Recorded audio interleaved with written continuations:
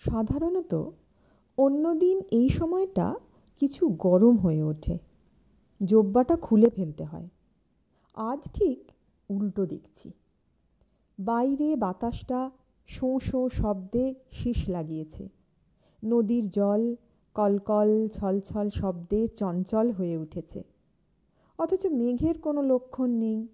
রৌদ্র চমৎকার উজ্জ্বল। জলের ধারে কাদা চরের ওপর কাদা খোঁচা পাখিগুলো ল্যাজ নাচিয়ে লাফিয়ে লাফিয়ে বেড়াচ্ছে, এবং শুশুকগুলো থেকে থেকে খামোকা জলের ওপর গুব করে ডিগবাজি খেলে যাচ্ছে। যদি সন্ধ্যের সময়ও এই রকম বাতাসটা থাকে, তাহলে আমার আজ আর বেড়ানোটা হবে না। আমি আজকাল একটু স্থান পরিবর্তন করেছি। নদীর ঠিক মাঝখানে একটা চরের মতো জেগে উঠেছে। সেই চরে আমি বোট নিয়ে এসে বেঁধেছি। সেই ছড়াটা মনে আছে?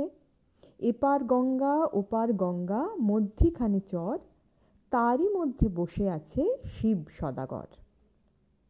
আমি ঠিক সেই শিব সদাগর হয়ে বসে আছি।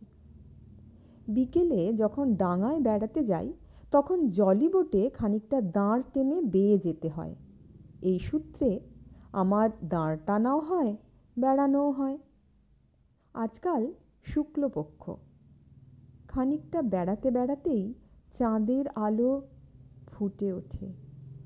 তখন চরের সীমাহীন ধূসর বালি চাঁদের আলোতে এমন একটা ছায়ারচিত কাল্পনিক আকার ধারণ করে, মনে হয় এ যেন বাস্তবিক পৃথিবী নয়, আমারই মনের একটা অপরূপ ভাব।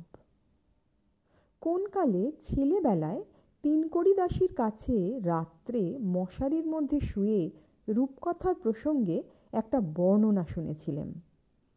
দীপান্তর মাঠ, জ্যোৎস্নায় ফুল ফুটে রয়েছে। যখনই জ্যোৎস্না রাত্রে চরে বেড়াই, তিনকড়ি দাসীর এই কথাটি মনে পড়ে। ছেলেবেলার সেই রাত্রে তিনকড়ির এই একটি কথায় আমার মনটা ভারী চঞ্চল হয়ে উঠেছিল।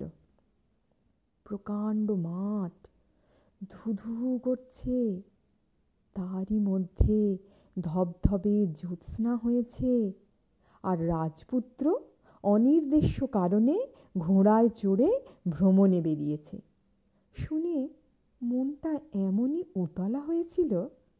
তাছাড়া রাজপুত্রের ভাগ্যে প্রায়ই পরমা সুন্দরী রাজকন্যা জুটত কিনা, সেটাতে মনটা আরও ক্ষুব্ধ হতো। মনের ভিতরে কেমন একটা দুরাশা বদ্ধমূল হয়েছিল যে বড় হলে এই ধরনের একটা কোনো অদ্ভুত ঘটনা আমার দ্বারাও সম্ভব হবে, এবং নানা বিঘ্ন বিপদের পারে কোনো এক জায়গায় কোনো একটি পরমা সুন্দরীও নিতান্ত দুর্লভ না হতে পারে। জ্যোৎস্না রাত্রে চরে বেড়াতে বেড়াতে ছেলেবেলাকার সেই মশারির ভিতরকার পুলকিত হৃদয়ের মোহ জেগে ওঠে। চারিদিকের সমস্তই এমন অবাস্তব দেখতে হয় যে যা কিছু অসম্ভব সেইগুলোই আকার ধারণ করে ওঠে। নিজের কল্পনার মরীচিকার মধ্যে নিজে মুগ্ধভাবে ঘুরে ঘুরে বেড়াই। তার আর কোথাও সীমা নেই, বাধা নেই।